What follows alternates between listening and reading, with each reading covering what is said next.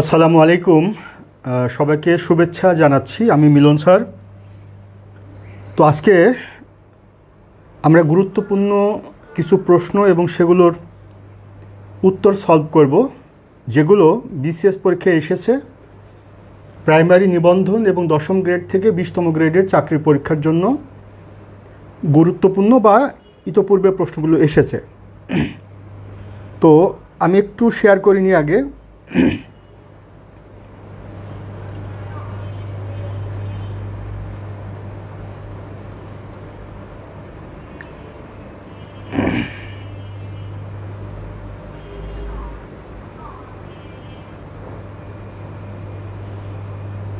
আচ্ছা,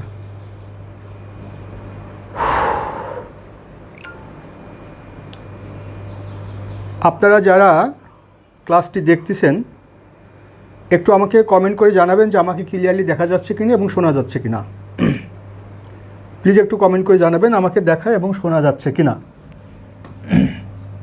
তো আমাদের আজকের আলোচনার বিষয় হচ্ছে বাংলাদেশ সিভিল সার্ভিস বা বিসিএস প্রাইমারি এবং এনটিআরসিএ সর্বোপরি 10 থেকে 20 গ্রেডের যে চাকরিগুলো, সেই চাকরিগুলোতে বিসিএস সহ এই চাকরিগুলোর পরীক্ষায় ইতোপূর্বে যে প্রশ্নগুলো এসেছে, বিশেষ করে ইন্টারন্যাশনাল এবং বাংলাদেশ অংশ, সেগুলোর আমরা সলভ করব এবং আপনারা রেসপন্স করবেন যে সঠিক আনসার কোনটি হবে। একটু কমেন্ট করতে হবে যারা ক্লাসটি করতেছেন আমাকে দেখা যাচ্ছে কিনা এবং শোনা যাচ্ছে কিনা।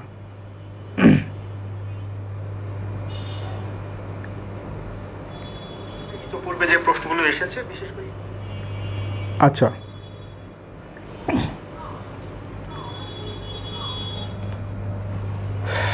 প্রথমে যে প্রশ্নটি আমি সলভ করব সেই প্রশ্নটি হচ্ছে,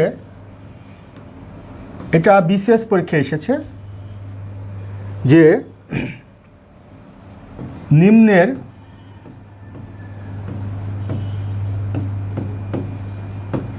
কোন দেশটি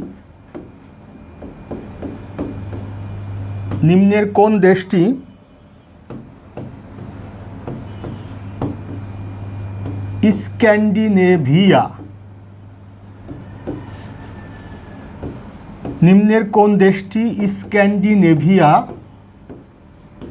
অঞ্চলভুক্ত নয়?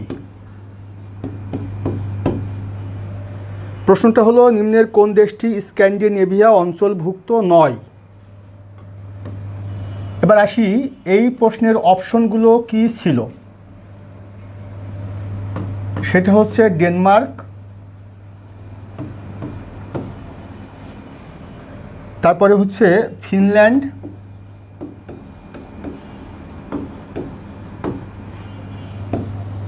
তারপরে হলো আইসল্যান্ড,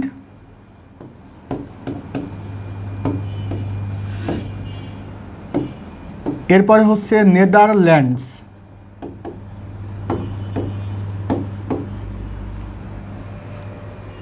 এখন দেখি আপনাদের মধ্যে কে কমেন্টটা করতে পারেন যে সঠিক আনসারটা কি হবে। এটার সঠিক আনসার কি হবে, আনসারটা কে করতে পারবেন আপনাদের মধ্যে একটু কমেন্ট করবেন। নিম্নের কোন দেশটি স্ক্যান্ডিনেভিয়া অঞ্চলভুক্ত নয়? Denmark, Finland, Iceland, Netherlands. দেখি কার আনসারটা আগে হয় সঠিক আনসার।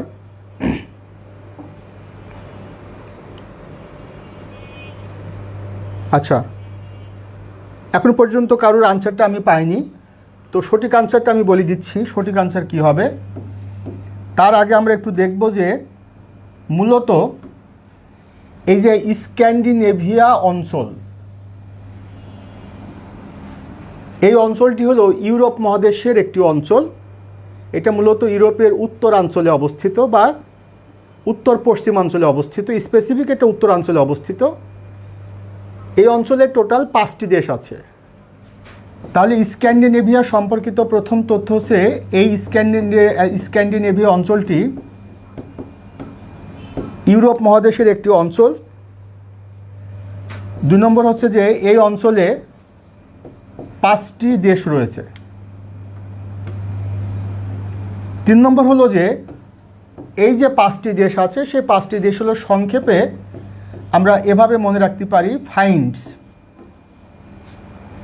অথবা ফি ডে আসুন।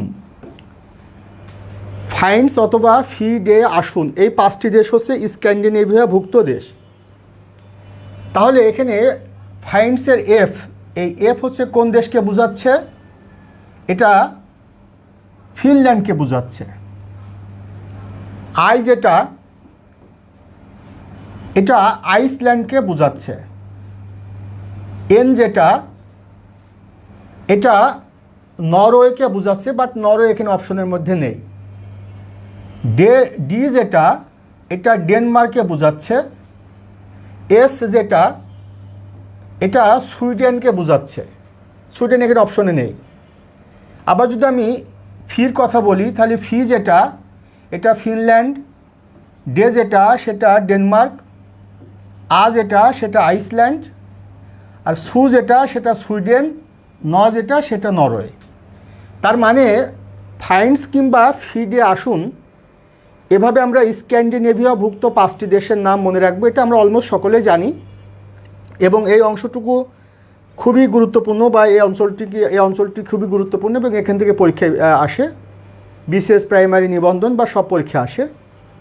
তার মানে এখানে সঠিক আনসারটা তাহলে কি হবে? এই যে নেদারল্যান্ডস, এই নেদারল্যান্ডস কিন্তু স্ক্যান্ডিনেভিয়া অঞ্চলভুক্ত দেশ নয়। তাহলে প্রশ্নটা কী ছিল? নিম্নের কোন দেশটি স্ক্যান্ডিনেভিয়া অঞ্চলভুক্ত নয়? কারেক্ট আনসার হবে নেদারল্যান্ডস। তাহলে স্ক্যান্ডিনেভিয়া অঞ্চলভুক্ত দেশ নয়, এটার কারেক্ট আনসার কি হবে? এটার কারেক্ট আনসার হবে হচ্ছে নেদারল্যান্ডস। এই নেদারল্যান্ডস হচ্ছে স্ক্যান্ডিনেভিয়া অঞ্চলভুক্ত নয়। এখন আসি, এখান থেকে পরীক্ষায় আর কি ধরনের প্রশ্ন হতে পারে।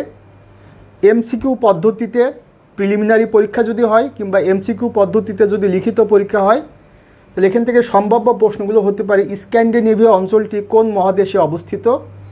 তাহলে এটার উত্তর হবে যে স্ক্যান্ডিনেভিয়া অঞ্চলটি ইউরোপ মহাদেশে অবস্থিত।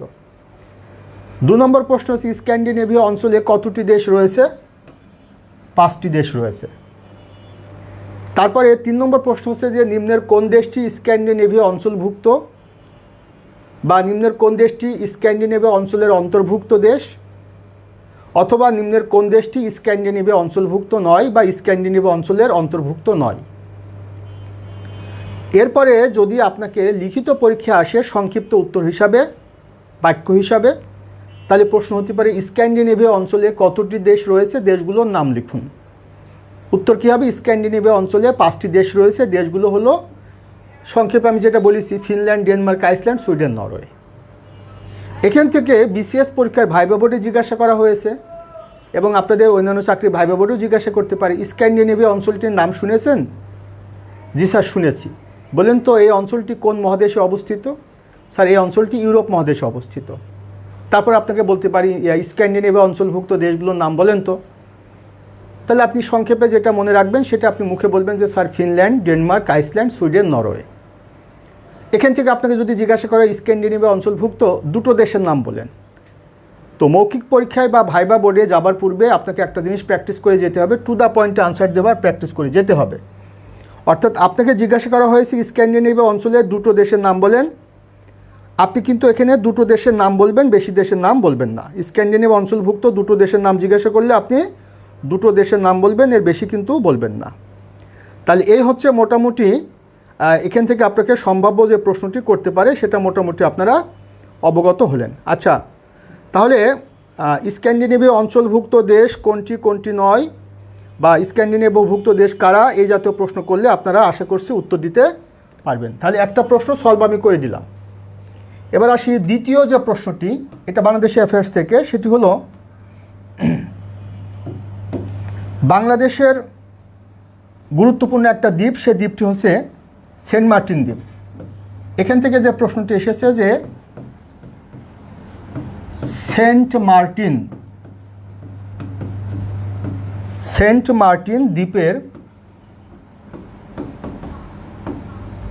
আয়তন কত বর্গ কিলোমিটার? সেন্ট মার্টিন দ্বীপের আয়তন কত বর্গ কিলোমিটার? সেন্ট মার্টিন দ্বীপের আয়তন কত বর্গ কিলোমিটার? আচ্ছা, সেন্ট মার্টিন দ্বীপের আয়তন কত বর্গ কিলোমিটার? এই প্রশ্নটির উত্তর অপশন আকারে কী ছিল? অপশন ক, এটা হচ্ছে 8 বর্গ কিলোমিটার, 10 বর্গ কিলোমিটার, 12 বর্গ কিলোমিটার, 14 বর্গ কিলোমিটার। এই দুটো প্রশ্ন কিন্তু বিসিএসের। প্রথম যেটা স্ক্যান্ডিনেভিয়াভুক্ত আর সেন্ট মার্টিন দ্বীপের, এই দুটো প্রশ্ন কিন্তু বিসিএসের, একটা ইন্টারন্যাশনাল অ্যাফেয়ার্স আর বাংলাদেশ অ্যাফেয়ার্স। আচ্ছা, এটার সঠিক আনসারটা কী হবে? যদি আপনারা কেউ পারেন তাহলে কমেন্ট করেন যে সেন্ট মার্টিন দ্বীপের আয়তন কত বর্গ কিলোমিটার। সেন্ট মার্টিন দ্বীপের আয়তন কত বর্গ কিলোমিটার? দেখি আপনাদের মধ্যে কেউ পারেন কিনা সঠিক আনসারটা। সেন্ট মার্টিন দ্বীপের আয়তন কত বর্গ কিলোমিটার? হ্যাঁ, একটু দেখি কেউ কমেন্ট করতে পারেন কিনা। সেন্ট মার্টিন দ্বীপের আয়তন কত বর্গ কিলোমিটার?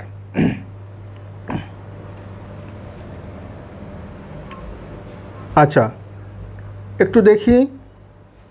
না, এখন পর্যন্ত কোনো রেসপন্স আমি পাইনি।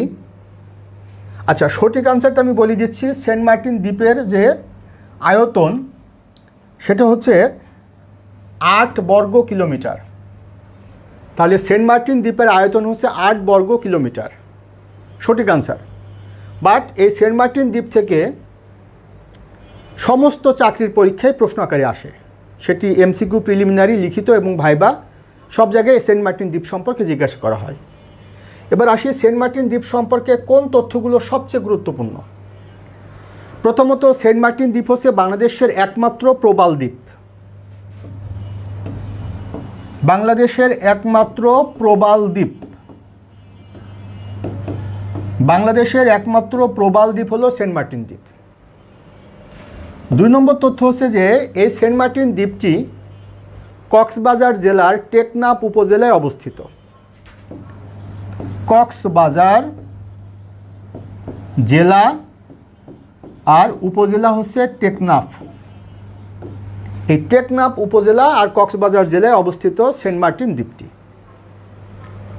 3 নম্বর তথ্য হচ্ছে যে এই সেন্ট মার্টিন দ্বীপের আরেকটি নাম আছে, যার নাম আছে নারিকেল বা নারকেল জিঞ্জিরা। নারিকেল বা নারকেল জিঞ্জিরা। আমার কাছে এই 3টা তথ্য সবচেয়ে গুরুত্বপূর্ণ এবং আমি মনে করি যে এখান থেকে আপনাদের প্রাইমারি, নিবন্ধন, 10ম গ্রেড থেকে 20তম গ্রেড এবং বিসিএস পরীক্ষায় এমসিকিউ আকারে এই 3টা তথ্য খুব ইম্পর্টেন্ট। আপনি সেন্ট মার্টিন দ্বীপ সম্পর্কে অনেক কিছুই জানতে পারেন, অনেক কিছু পড়তে পারেন, তবে এই 3টা তথ্য, আর প্রথম তো একটা তথ্য পেয়েছি, এটার আয়তন যেটা সেটা হচ্ছে যে 8 বর্গ কিলোমিটার। এই 4টা তথ্য ভেরি ভেরি ইম্পর্টেন্ট। এই 4টা তথ্য ভেরি ভেরি ইম্পর্টেন্ট। তাহলে প্রশ্নটি কি? আবার বলছি, প্রিলিমিনারি, লিখিত এবং ভাইবা 3 ভাবে আপনাকে প্রশ্ন হতে পারে। নাম্বার 1 হচ্ছে সেন্ট মার্টিন দ্বীপের আয়তন কত বর্গ কিলোমিটার? উত্তর হচ্ছে 8 বর্গ কিলোমিটার। এটা প্রশ্ন আকারে এসেছে এবং এটা আবার রিপিট হতে পারে। 2 নম্বর হচ্ছে যে সেন্ট মার্টিন দ্বীপের অপর নাম কি? সেটি হচ্ছে নারিকেল জিঞ্জিরা। ভাইস ভার্সা প্রশ্নটি এরকম হতে পারে যে নারিকেল জিঞ্জিরা কোন দ্বীপটির অপর নাম? সেন্ট মার্টিন দ্বীপের। তাহলে এটাকে আমরা আরেকটা প্রশ্নে কনভার্ট করি। আমি আপনাদেরকে আবারও বলছি, আপনারা যারা চাকরি প্রার্থী, চাকরি পরীক্ষায় অংশগ্রহণ করবার যোগ্যতা অলমোস্ট সকলেরই রয়েছে, বাট চূড়ান্তভাবে চাকরিতে সবাই কিন্তু সুপারিশপ্রাপ্ত হবে না বা চাকরিটি পাবে না। না পাবার পেছনে কারণ হচ্ছে যে আপনার প্রস্তুতিগত পরিবর্তন অন্যদের তুলনায় কেমনটি, অর্থাৎ আপনি অন্যদের তুলনায় কেমনভাবে আপনার প্রস্তুতিটা নিচ্ছেন। আপনার প্রস্তুতি হতে হবে ইউনিক, এক্সট্রা অর্ডিনারি, তাহলে কেবল আপনি চাকরিটি পাবেন। তাহলে একটু খেয়াল করে দেখবেন যে আপনি যখন এই তথ্যটি পড়ছেন তখন আপনাকে সম্ভাব্য প্রশ্ন কি হতে পারে এটা আপনাকে মাথায় রেখে প্রস্তুতি নিতে হবে। তাহলে সেন্ট মার্টিন দ্বীপের অপর নাম হচ্ছে নারিকেল জিঞ্জিরা, অথবা নারিকেল জিঞ্জিরা কোন দ্বীপটির অপর নাম? সেটা হচ্ছে সেন্ট মার্টিন দ্বীপ। তাহলে এখান থেকে আমরা 2টা প্রশ্নে কনভার্ট করলাম। আচ্ছা, এরপরে সেন্ট মার্টিন দ্বীপটি কোন জেলায় অবস্থিত? কক্সবাজার জেলায়। এটা একটা প্রশ্ন। সেন্ট মার্টিন দ্বীপটি কক্সবাজার জেলার কোন উপজেলায় অবস্থিত? টেকনাফ উপজেলায়। এরপর আমরা জানি যে কক্সবাজার জেলা বিভাগ হিসাবে কোন বিভাগের অন্তর্ভুক্ত? চট্টগ্রাম বিভাগ। তাহলে প্রশ্নটি হতে পারে যে সেন্ট মার্টিন দ্বীপটি কোন বিভাগের আওতাভুক্ত, অন্তর্ভুক্ত, অন্তর্গত? তাহলে আরেকটি প্রশ্ন, সেটা হচ্ছে যে চট্টগ্রাম বিভাগ। চট্টগ্রাম বিভাগের একটি জেলা হলো কক্সবাজার, কক্সবাজারের জেলার একটি উপজেলা হচ্ছে টেকনাফ, আর এই সেন্ট মার্টিন দ্বীপ হচ্ছে সেই টেকনাফ উপজেলার একটি দ্বীপ, এবং এটি হচ্ছে বাংলাদেশের একমাত্র প্রবাল দ্বীপ। বাংলাদেশের একমাত্র প্রবাল দ্বীপ হচ্ছে সেন্ট মার্টিন দ্বীপ। আচ্ছা, এবার আসি, কনফিউজিং প্রশ্ন আপনাকে করতে পারে বা অনেকেই কনফিউজড হতে পারেন যে বাংলাদেশের সর্বদক্ষিণের দ্বীপ কোনটি? মনে রাখবেন, বাংলাদেশের সর্বদক্ষিণের যে দ্বীপটি কিংবা বাংলাদেশের সর্বদক্ষিণের যে স্থানটি, সর্বদক্ষিণের দ্বীপ বা স্থান, এটা হচ্ছে সেরা দ্বীপ। এই সর্বদক্ষিণের দ্বীপ বা সর্বদক্ষিণের স্থান হলো সেরা দ্বীপ। এটি সেন্ট মার্টিন দ্বীপ থেকে আরও দক্ষিণে অবস্থিত, একেবারে বে অফ বেঙ্গলের পাশে। তাহলে বাংলাদেশের সর্বদক্ষিণের স্থানের নাম কি? সেরা দ্বীপ। সর্বদক্ষিণের দ্বীপের নাম কি? সেন্ট মার্টিন দ্বীপ, সেরা দ্বীপ। তাহলে সর্বদক্ষিণের দ্বীপ কোনটি? সেরা দ্বীপ। সর্বদক্ষিণের স্থান কোনটি? সেরা দ্বীপ। মনে রাখবেন, যদি অপশনে সেরা দ্বীপ না থেকে যদি সেন্ট মার্টিন দ্বীপ থাকে, যে বাংলাদেশের সর্বদক্ষিণের দ্বীপ কোনটি, বাংলাদেশের সর্বদক্ষিণের স্থান কোনটি, যদি সেরা দ্বীপ না থেকে সেন্ট মার্টিন থাকে, তাহলে আনসার হবে সেন্ট মার্টিন দ্বীপ। আর সেন্ট মার্টিন দ্বীপ যদি না থেকে অপশনের মধ্যে সেরা দ্বীপ থাকে, তাহলে সেরা দ্বীপ।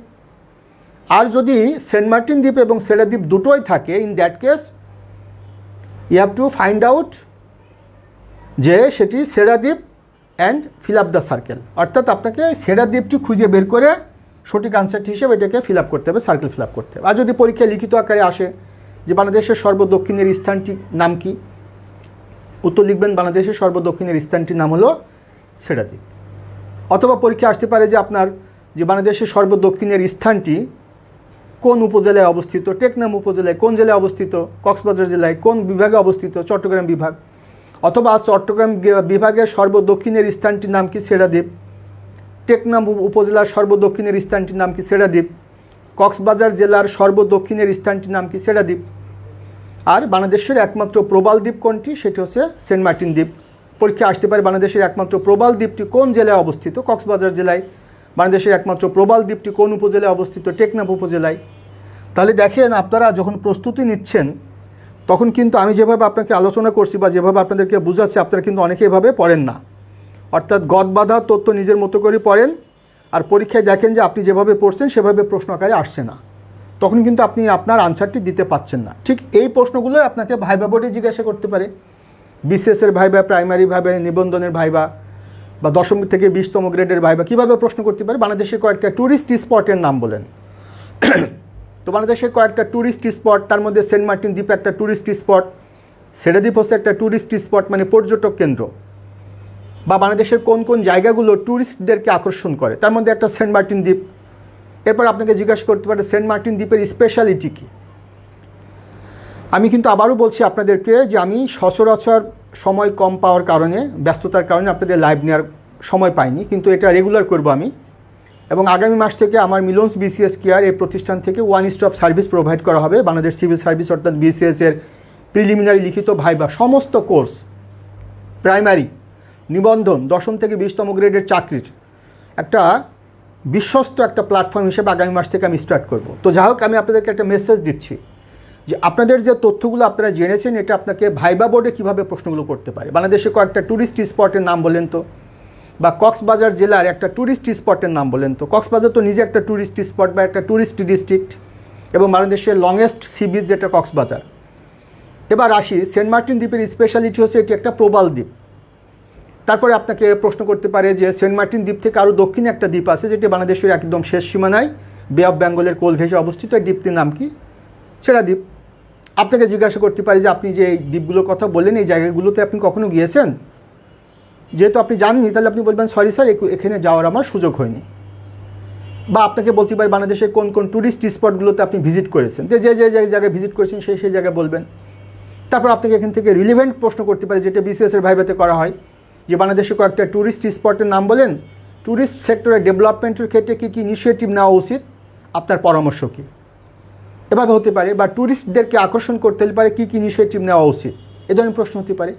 In fact I would like to convey the message that information topic same, but এই টপিক থেকে আপনার প্রিলিমিনারি পুরো পরীক্ষার প্রশ্ন হবে একরকম, লিখিত প্রশ্ন হবে একরকম, ভাইবা প্রশ্ন হবে একরকম। এটা আপনাকে টিকা আকারেও দিতে পারে, সেন্ট মার্টিন দ্বীপ নিয়ে একটা টিকা আকারে আসতে পারে, শর্ট নোট যেটাকে বলা হয়।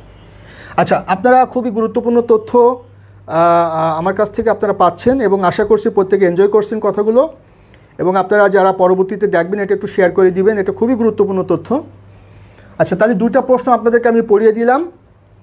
এবার আসি 3 নম্বর যে প্রশ্নটি, সে প্রশ্নটি এটা হচ্ছে আপনার নিবন্ধন পরীক্ষা এসেছে, নিবন্ধন পরীক্ষা এসেছে এনটিআরসি পরীক্ষা, তাহলে প্রথম দুটো বিসিএস এসেছে। এবার পরবর্তী যে প্রশ্নটি সেটা হলো যে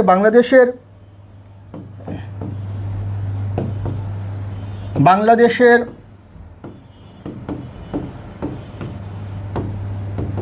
স্থানীয়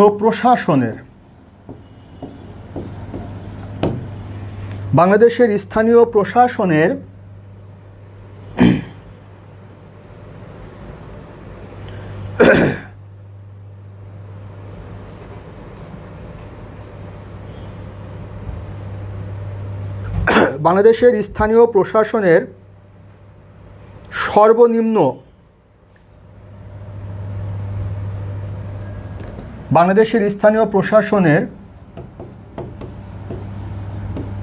সর্বনিম্ন স্তর কোনটি? বাংলাদেশের স্থানীয় প্রশাসনের সর্বনিম্ন স্তর কোনটি? এটা নিবন্ধনের পরীক্ষায় এনটিআরসিএ, এই এনটিআরসিএ পরীক্ষায় এইটা এসেছে, বাংলাদেশের প্রশাসনের সর্বনিম্ন স্তর কোনটি।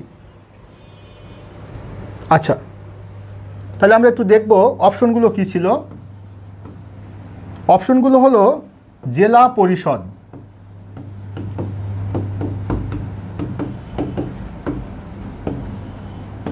দুই নম্বর হলো উপজেলা পরিষদ, সরি আমার একটু ভুল হয়েছে, উপজেলা প্রশাসন,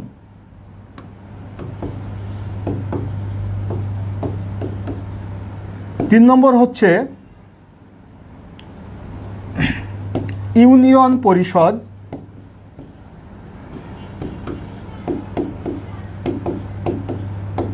আর 4 নম্বর হলো গ্রাম পরিষদ। এইগুলো অপশন আকারে ছিল। তো দেখি আপনারা কেউ পারেন কিনা আনসারটা দিতে। বাংলাদেশের স্থানীয় প্রশাসনের সর্বনিম্ন স্তর কোনটি? জেলা পরিষদ, উপজেলা পরিষদ, জেলা পরিষদ, উপজেলা প্রশাসন, ইউনিয়ন পরিষদ, গ্রাম পরিষদ। আচ্ছা, সংক্ষেপে আমি বলবো,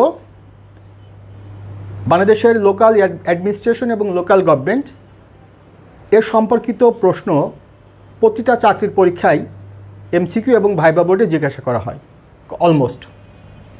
এখানে সঠিক আনসারটা হবে উপজেলা প্রশাসন হলো বাংলাদেশের স্থানীয় প্রশাসনের সর্বনিম্ন স্তর। তাহলে বাকিগুলো কেন নয়? বাংলাদেশের স্থানীয় প্রশাসনের সর্বনিম্ন স্তর হলো উপজেলা প্রশাসন, বাকিগুলো কেন নয়? এবার আমি আপনাকে ডিটেল না বলে একটু সংক্ষেপে বলি যে বাংলাদেশের লোকাল গভর্নমেন্ট আর বাংলাদেশের লোকাল অ্যাডমিনিস্ট্রেশন সম্পর্কে আপনাকে একটা ধারণা নিতে হবে যদি এই প্রশ্নের উত্তর আপনি দিতে হয়। এটা মুখস্থ করলে হবে না, কারণ এখন এই প্রশ্ন এটা এসেছে এনটিআরসিএতে, পরবর্তীতে এই প্রশ্নটা তো অন্যভাবে আসতে পারে। তাহলে প্রশ্নটি হলো যে স্থানীয় সরকার আর স্থানীয় প্রশাসন এই দুটোর মধ্যে আগে বেসিক পার্থক্যটা কি সেটা জানতে হবে। যদিও এটা নিয়ে আমি আলোচনা পরবর্তীতে করব, আজকে সময় কম, শুধু সংক্ষেপে বলবো স্থানীয় সরকার যেটা, এই স্থানীয় সরকার হচ্ছে বাংলাদেশে গ্রাম ভিত্তিক এক রকমের আর শহর ভিত্তিক আরেক রকমের। গ্রাম ভিত্তিক স্থানীয় সরকার হচ্ছে 3টা স্তর বিশিষ্ট, একটা ইউনিয়ন পরিষদ, একটা উপজেলা পরিষদ, একটা হচ্ছে জেলা পরিষদ। তাহলে স্থানীয় সরকারের গ্রাম ভিত্তিক, এই গ্রাম ভিত্তিক স্তর হলো সবার উপরে কি আছে? জেলা পরিষদ। তার নিচে কি আছে? উপজেলা পরিষদ। আর তার নিচে আছে ইউনিয়ন পরিষদ। এটা হচ্ছে গ্রাম ভিত্তিক। আর স্থানীয় সরকারের শহর ভিত্তিক কি? শহর ভিত্তিক স্তর একটা হচ্ছে যে সিটি কর্পোরেশন, আর আরেকটা হচ্ছে যে পৌরসভা। এই সিটি কর্পোরেশন এবং পৌরসভা এটা হচ্ছে স্থানীয় সরকারের শহর ভিত্তিক স্তর। আর ইউনিয়ন পরিষদ, উপজেলা পরিষদ, জেলা পরিষদ এটা ইউনিয়ন, এগুলো হচ্ছে স্থানীয় সরকারের গ্রাম ভিত্তিক স্তর। এবার মনে রাখবেন, সংক্ষেপে যদি কোনো অপশনে পরিষদ থাকে, পরিষদ কাউন্সিল, এই পরিষদ যদি থাকে তাহলে সেটা মনে রাখবেন যে স্থানীয় সরকার। আর বাংলাদেশের যে স্থানীয় প্রশাসন তার স্তর হলো 3টা। সবার উপরে বিভাগীয় প্রশাসন, তার নিচে আছে জেলা প্রশাসন, আর সবার নিম্নে উপজেলা প্রশাসন। তাহলে বাংলাদেশের স্থানীয় প্রশাসনের স্তরগুলো উপজেলা প্রশাসন, জেলা প্রশাসন, বিভাগীয় প্রশাসন। উপজেলা প্রশাসনের দায়িত্বে থাকেন ইউনো, জেলা প্রশাসনের দায়িত্বে থাকেন ডিসি, আর বিভাগীয় প্রশাসনের দায়িত্বে থাকেন বিভাগীয় কমিশনার। ইউনিয়ন পরিষদের দায়িত্বে থাকেন ইউনিয়ন পরিষদের চেয়ারম্যান, জেলা পরিষদের দায়িত্বে থাকেন জেলা পরিষদের চেয়ারম্যান, উপজেলা পরিষদের দায়িত্বে থাকেন উপজেলা পরিষদের চেয়ারম্যান, আর পৌরসভার দায়িত্বে থাকেন পৌর মেয়র, সিটি কর্পোরেশনের দায়িত্বে থাকেন সিটি মেয়র। এগুলো খুব জটিল বিষয়। I am trying my level best to make you understand very easy. তো আপনাদেরকে আমি খুব সহজে বোঝানোর জন্য চেষ্টা করতেছি। তার মানে হলো যে যদি প্রশ্নটি হয় যে বাংলাদেশের প্রশাসনের সর্বনিম্ন স্তর কোনটি, তাহলে প্রশাসনের কথা যদি বলে তাহলে এটা পরিষদ হবে না, পরিষদ হবে না, পরিষদ হবে না। তাহলে সঠিক আনসার কোনটা রয়েছে? উপজেলা প্রশাসন।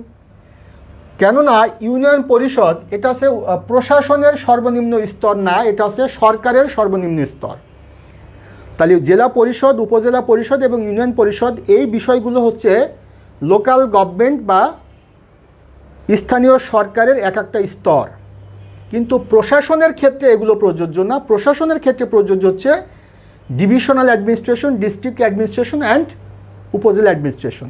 তাহলে যেহেতু এখানে বিভাগীয় প্রশাসন, জেলা প্রশাসনটা নেই, সবার নিম্নে কোনটি? উপজেলা প্রশাসন। কাজে সঠিক আনসার হচ্ছে উপজেলা প্রশাসন।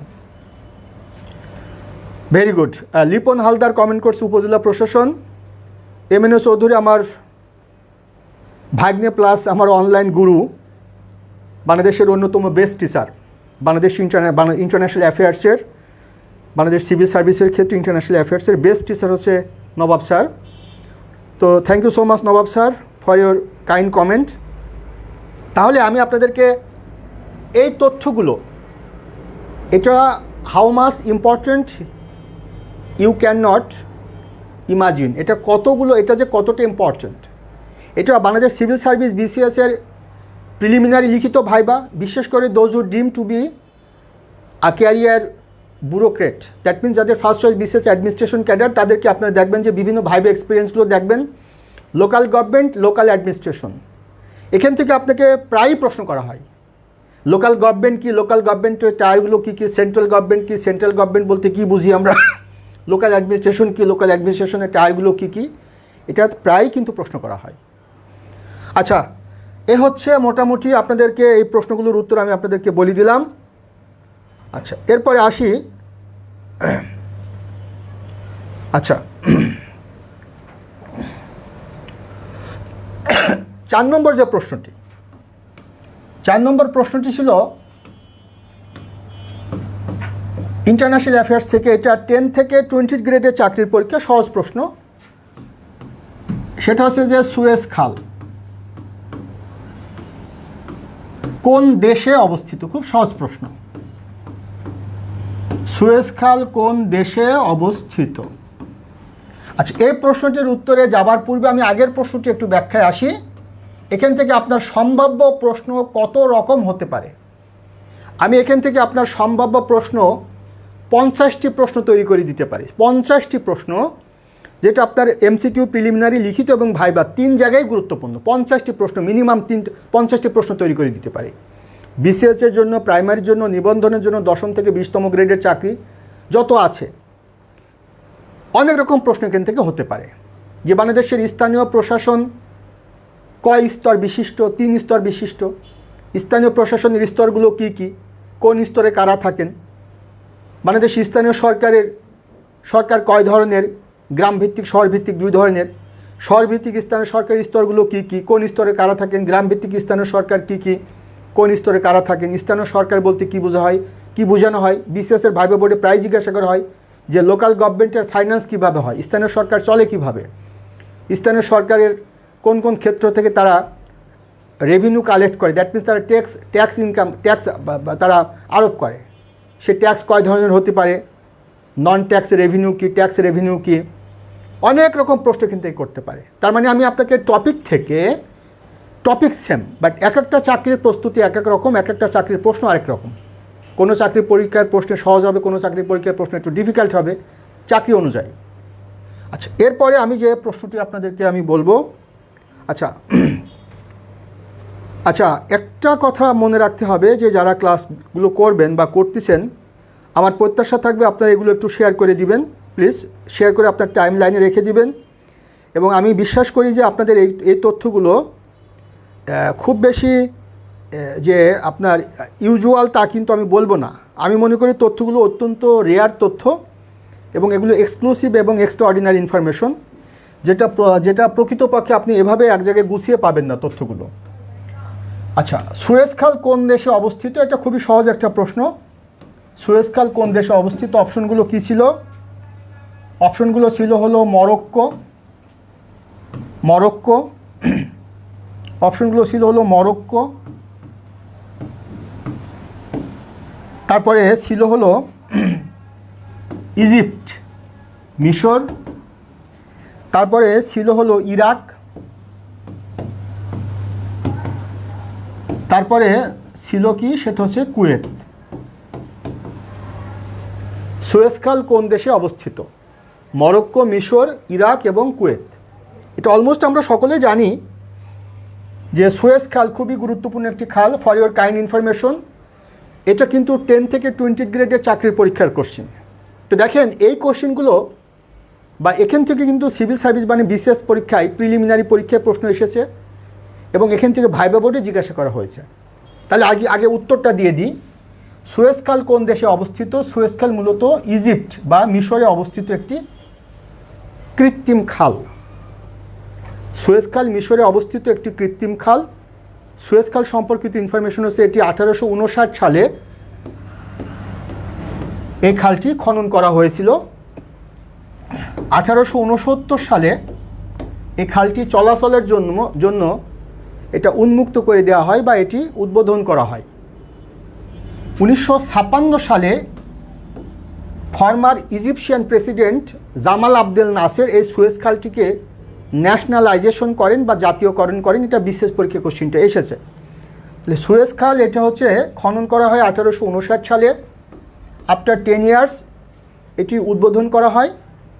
1956-এ ইজিপশিয়ান প্রেসিডেন্ট মানে মিশরের president Gamal Abdel Nasser Suez খালকে জাতীয়করণ করেন। তাহলে গুরুত্বপূর্ণ একটা তথ্য, খননকাল এবং উদ্বোধনের কাল বা সময় এটা ইম্পর্টেন্ট না, জানার জন্য বলছি, বাট এই তথ্যটি ভেরি ভেরি ইম্পর্টেন্ট যে সুয়েজ খাল কত সালে কে জাতীয়করণ করেন। তাহলে সুয়েজ খাল 1956 সালে মিশরের president Gamal Abdel Nasser Suez খালকে জাতীয়করণ করেন। এরপরে আসি এই সুয়েজ খালের 2 অংশে কি আছে। তাহলে আমরা জানি যে সুয়েজ খালের একটা অংশ, এই অংশটা হচ্ছে ভূমধ্য সাগর, আর এই খালটার নাম হচ্ছে সুয়েজ খাল। আর এই সুয়েজ খাল যাকে যুক্ত করেছে সেই সাগরটির নাম হচ্ছে লোহিত সাগর বা রেড সি।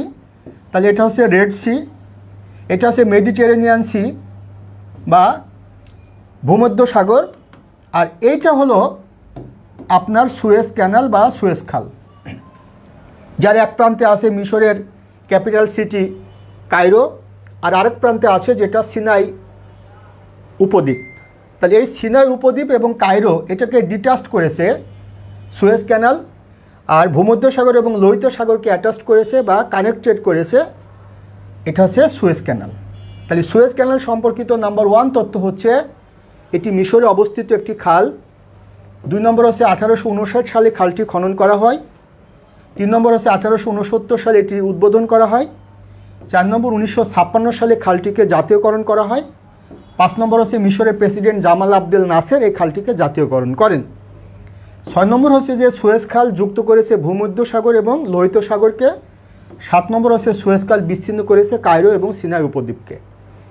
8 নম্বর প্রশ্নটি হবে যে সুয়েজ খালের জিওপলিটিক্যাল বা স্ট্র্যাটেজিক্যাল, জিওগ্রাফিক্যাল বা জিও ইকোনমিক্যাল ইম্পর্টেন্স বলেন, এটা বিসিএসের ভাইবার প্রশ্ন। ঢাকা ইউনিভার্সিটির ইন্টারন্যাশনাল রিলেশনস থেকে পড়াশোনা করেছে আমার এক স্টুডেন্ট, তার ফার্স্ট চয়েস ছিল বিসিএস অ্যাডমিনিস্ট্রেশন ক্যাডার, তাকে বিসিএস ভাইবা বোর্ডে এই কোশ্চেনটা করছে, where is located Suez canal and in brief tell us what is the geopolitical importance of Suez canal. তার মানে আপনাদেরকে আমি বোঝাতে চাচ্ছি যে আমি আপনাদেরকে যে তথ্যগুলো শেয়ার করে থাকি, এটা হচ্ছে কম্বাইন্ড প্রিপারেশনের জন্য, এমসিকিউ, প্রিলিমিনারি, লিখিত এবং মৌখিক, 3টা অংশের জন্য বিসিএস প্রাইমারি নিবন্ধন সমস্ত চাকরির জন্য ভেরি ভেরি ইম্পর্টেন্ট। আচ্ছা, আশা করছি আপনারা প্রত্যেকে এগুলো এনজয় করছেন এবং আপনারা তথ্যগুলো যেহেতু রেয়ার না, আমি মনে করি আপনারা এগুলো শেয়ার করে দিবেন, আপনাদের টাইমলাইনে রেখে দিবেন, এগুলো গুরুত্বপূর্ণ। তাহলে মূলত আজকে আপনাদেরকে আমি 4টা প্রশ্নের সলভ করে দিলাম। এই 4টা প্রশ্ন আপনার সবগুলো চাকরির জন্য গুরুত্বপূর্ণ। আপনাদেরকে একটা বার্তা দিয়ে দিই, সেটি হচ্ছে যে মিলনস বিসিএস কেয়ার, এটা আমার প্রতিষ্ঠান এবং এটা আমার ইউটিউব চ্যানেল। আগামী মাস থেকে অর্থাৎ জুলাই 2026 থেকে আমার এই প্রতিষ্ঠানে যে কোর্সগুলো আনুষ্ঠানিকভাবে চলমান থাকবে, বিসিএসের full course, BCS preliminary, BCS লিখিত এবং বিসিএস ভাইবা ফুল কোর্স থাকবে। সাবজেক্ট ভিত্তিক টিচার ক্লাস নেবেন, আর ভাইবা ক্লাসগুলো আমি নিজে নিব, প্লাস ইন্টারন্যাশনাল বাংলাদেশ ইথিক্স এবং জিওগ্রাফি, বাংলাদেশ ইন্টারন্যাশনাল লিখিত অংশটুকু আমি ক্লাস নিব। তারপরে প্রাইমারি এনটিআরসিএ বা নিবন্ধন এবং সিনিয়র স্টাফ নার্স সহ 10th গ্রেড থেকে সিনিয়র স্টাফ নার্স এবং 10 থেকে 20 গ্রেডের যত চাকরি আছে প্রত্যেকটা চাকরির এমসিকিউ, লিখিত, ভাইবা কম্বাইন্ড কোর্স আগামী মাস থেকে স্টার্ট হতে যাচ্ছে। আমি এটা আপনাদেরকে ডিক্লেয়ার দিয়ে দিব। আমি আপনারা আপডেট পাবেন। আর যে তথ্যগুলো আমি আপনাদেরকে প্রোভাইড করবো, এই তথ্যগুলো চাকরি উপযোগী তথ্য, এবং আশা করছি আপনারা নিয়মিত যদি আমার এই ক্লাসগুলো দেখেন, নোট করেন, আপনারা সর্বোচ্চ প্রস্তুতি নিতে সক্ষম হবেন। অনেকে আমাকে জিজ্ঞাসা করেন বর্তমানে আমার কোন কোন কোর্সগুলো রানিং আছে বা আমি কোন কোন কোর্সগুলো ক্লাস নিচ্ছি। বর্তমানে বিসিএস পরীক্ষার পার্সোনাল যে সাবজেক্টগুলো আমি পার্সোনালি পড়াই বাংলাদেশ ইন্টারন্যাশনাল ইথিক্স এবং জিওগ্রাফি, লিখিত যেটা ইন্টারন্যাশনাল বাংলাদেশ, আর ভাইবা পুরাটা আমি পড়াই। এগুলো আমার পার্সোনাল কোর্স থাকবে, আর বাকিগুলো হচ্ছে টিচার প্যানেল থাকবে। আগামী মাস থেকে এটা আমি স্টার্ট করতে যাচ্ছি, আপনাদেরকে একটা বার্তা দিচ্ছি। আর আপনারা নিয়মিত আমার লাইভ ক্লাসগুলো বা আমার এই যে পেজ মিলনস বিসিএস কেয়ার, এটা আমার প্রতিষ্ঠান, এখানে আপনারা নিয়মিত ক্লাসগুলো দেখবেন, সাবজেক্ট ভিত্তিক শিক্ষকরা ক্লাস নেবেন, এবং যদি আপনাদের মনে হয় যে ক্লাসগুলো আপনাদের জন্য ইফেক্টিভ এবং ইনফরমেটিভ এবং ফ্রুটফুল, ইন দ্যাট কেস এটা আমার সম্পূর্ণ অনলাইন ভিত্তিক একটা কোর্স, এখানে আপনারা যুক্ত হবেন। এবং আমি প্রথম আগামী মাস থেকে যে কোর্সগুলো শুরু করব, প্রত্যেকটা কোর্সে স্পেশাল ডিসকাউন্টে অ্যাডমিশন প্রক্রিয়া চলবে, স্পেশাল ডিসকাউন্টে প্রথম কিছু জনের জন্য। এবং আপনাদেরকে বিভিন্ন পরীক্ষায় আসা যে প্রশ্নগুলো বিশ্লেষণ করে আপনাদেরকে ক্লাসগুলো নেওয়া হবে, এবং আমি সার্বিক তত্ত্বাবধানে থাকব। আমি মূলত ডিরেকশনে থাকব, কোঅর্ডিনেশনে থাকব, এবং আমি ক্লাসও নেব। আপনারা যদি আমার কোর্স সংক্রান্ত কোনো তথ্য জানতে চান, 01712282980, এটা আমার পার্সোনাল ফোন নম্বর প্লাস হোয়াটসঅ্যাপ নম্বর, এই নম্বরে আপনারা কমিউনিকেট করবেন। সবার জন্য শুভকামনা, সবার জন্য দোয়া এবং শুভকামনা থাকবে। বর্তমান সরকার প্রচুর পরিমাণে সার্কুলার ইতোমধ্যে দিচ্ছে, আগামীতে দিবে। আপনারা সর্বোচ্চভাবে প্রস্তুতি নেবেন। গভর্নমেন্ট জব এখন অত্যন্ত গুরুত্বপূর্ণ একটি জব, বিশেষ করে নতুন করে পে স্কেল ডিক্লেয়ার করা হবে। আপনাদের প্রস্তুতিটা অবশ্যই ইউনিক হতে হবে, এক্সট্রা অর্ডিনারি হতে হবে, সবার মতো না, অ্যাজ ইউজুয়াল না। তাহলে আপনি আপনার চাকরিতে কাঙ্ক্ষিত চাকরিটি পাবেন। এটা আপনাদের প্রতি আমার সর্বশেষ পরামর্শ। আর আপনি আপনার গোলকে ফিক্সড করে ফেলেন যে আপনি কি সিভিল সার্ভিসে আসতে চান, নাকি নন ক্যাডারে যেতে চান, নাকি প্রাইমারিতে যেতে চান, নাকি নিবন্ধনে যেতে চান, বা সিনিয়র স্টাফ নার্সে যেতে চান। এরপরে এই চাকরিগুলোর পরীক্ষা কোন কোন সাবজেক্টে হয়, কিভাবে প্রশ্নগুলো হয়, এটা নিয়ে আপনি রিসার্চ করেন, অ্যানালাইসিস করেন, আপনি নিজে প্রস্তুতি নিতে সক্ষম হবেন। যদি আপনার প্রয়োজন মনে করেন তাহলে আমার প্ল্যাটফর্মে এসে প্রস্তুতি নেবেন, সব প্রস্তুতি একসাথে নেবেন। আমি আবারও বলছি, আমার এই প্ল্যাটফর্মে যে কোনো চাকরির সর্বোচ্চ স্তর কোনটি? ভাইবা। তো ভাইবাতে যেহেতু আমার একটা দখলদারিত্ব আছে, আপনারা অনেকে জানেন, আমি এই ভাইবা কোর্সের সিনিয়র স্টাফ নার্স বলেন, এনটিআরসি বলেন, প্রাইমারি বলেন, এই সমস্ত ভাইবা কোর্সের পায়োনিয়ার আমি কিন্তু মিলন স্যার। আমি এটা চ্যালেঞ্জ দিয়ে বলছি অনলাইনে যে প্রাইমারির ভাইবা, এনটিআরসি এর ভাইবা এবং সিনিয়র স্টাফ নার্সও অন্যান্য যে চাকরিগুলো ভাইবার যে কনসেপ্টটা, এটা সারা বাংলাদেশে সর্বপ্রথম আমি দিয়েছি। বিসিএসের ভাইবার কার্যক্রমটা সর্বপ্রথম সারা বাংলাদেশে আমি শুরু করি 40তম বিসিএস থেকে। এখন হয়তো আপনারা বিভিন্ন প্ল্যাটফর্মে সেবাগুলো পাচ্ছেন অনলাইনের যুগে। তো আমি আপনাদেরকে ভাইবা ক্লাসগুলো নিব সমস্ত চাকরির, এবং আমি আপনাদের ইন্টারন্যাশনাল বাংলাদেশ এই সাবজেক্টগুলো আমি নিজে পড়াবো, আমার টিচার থাকবে। আমার এই কোর্সগুলো বিসিএস, নিবন্ধন, প্রাইমারি 10ম থেকে 20তম গ্রেডের চাকরি। আগামী মাস থেকে এটা স্টার্ট হতে যাচ্ছে। আপনাদেরকে একটা বার্তা দিলাম, আপনারা সাথেই থাকবেন এবং নিয়মিত আমার ক্লাসগুলো দেখবেন, আমার ভিডিওগুলো দেখবেন, আমার YouTube channel Milon's BCS care. আশা করছি আপনি বেনিফিটেড হবেন। সবার জন্য শুভকামনা। আবারও আসসালামু আলাইকুম।